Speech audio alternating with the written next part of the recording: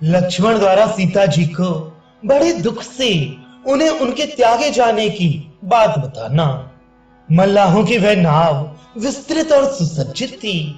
लक्ष्मण ने उस पर पहले सीता जी को चढ़ाया, फिर स्वयं चढ़े। उन्होंने रथ सहित सुमंत्र को वहीं ठहरने के लिए कह दिया और शोक से संतप्त होकर नाविक से कहा, चलो।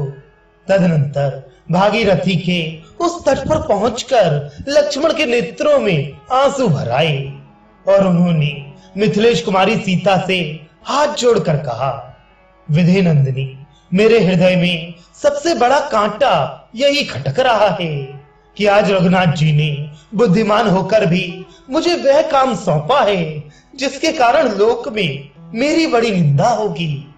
इस दशा में यदि मुझे मृत्यु के समान यंत्रणा प्राप्त होती अथवा मेरी साक्षात मृत्यु ही हो जाती तो वह मेरे लिए परम कल्याणकारक होती, परंतु इस लोक निंदित कार्य में मुझे लगाना उचित नहीं था।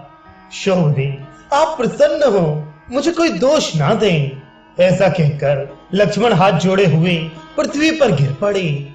लक्ष्मण हाथ जोड़कर रो रहे हैं और अपनी मृत्यु चाह रहे हैं। ये देखकर मिथिलेश कुमारी सीता अत्यंत उद्विग्न हो उठी और लक्ष्मण से बोली, लक्ष्मण, ये क्या बात है? मैं कुछ समझ नहीं पाती हूँ। ठीक ठीक बताओ। महाराज कुशल से तो है ना? मैं देखती हूँ तुम्हारा मन स्वस्थ नहीं है। मैं महाराज की शपथ दिलाकर पूछती हूँ, जिस बात से तुम्हें इतना संताप हो रहा है वे मेरे निकट सच सच बताओ। मैं इसके लिए तुम्हें आज्ञा देती हूँ।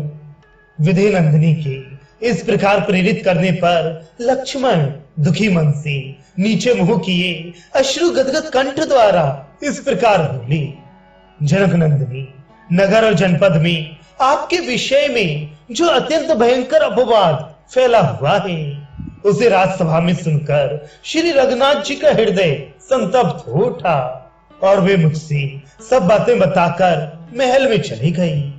देवी, राजा श्री राम ने जिन अपवाद वचनों को दुख न सह सकने के कारण अपने हृदय में रख लिया है उन्हें मैं आपके सामने बता नहीं सकता, इसलिए मैंने उनकी चर्चा छोड़ दी है।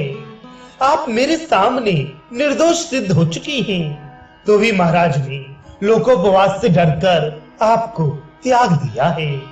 देवी, आप कोई और बात ना समझें। अब महाराज की आज्ञा मानकर तथा आपकी भी ऐसी ही इच्छा समझकर मैं आश्रमों के पास ले जाकर आपको वहीं छोड़ दूंगा। शुभे, ये रहा गंगा जी के तट पर ब्रह्म ऋषियों का पवित्र एवं रमणीय तपोवन। आप विषाद न करें।